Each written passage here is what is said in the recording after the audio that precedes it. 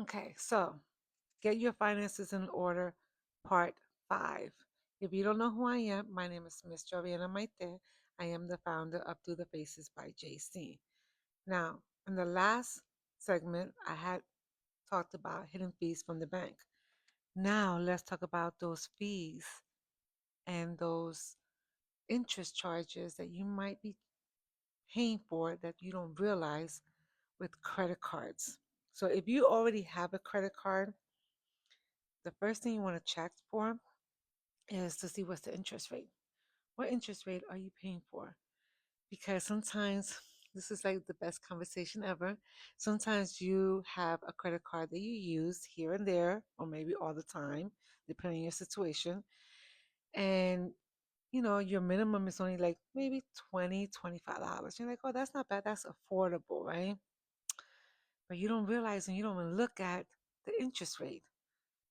And you got to look at the interest rate and see how much interest are you being charged because it goes by month, not per year. Okay.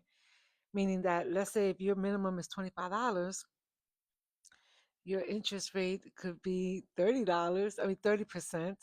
And that means that out of that 25, $20 is interest. That means that you're paying $5 towards your balance. I know, I know.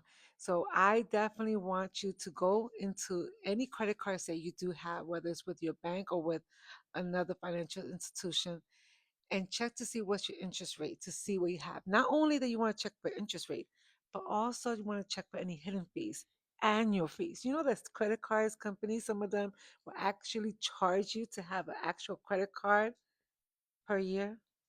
And then also there's ways that you could avoid it. So you have to find out.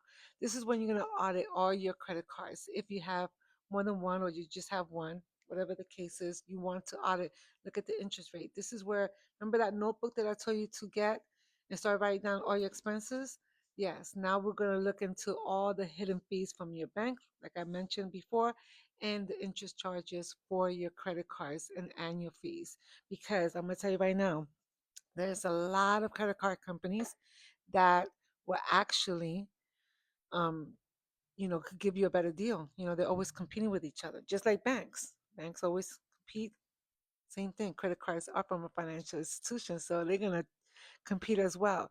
And there is ways that you can avoid these fees. Okay, so that's the other thing that I want to talk about. Now go ahead and follow so that way you could don't miss.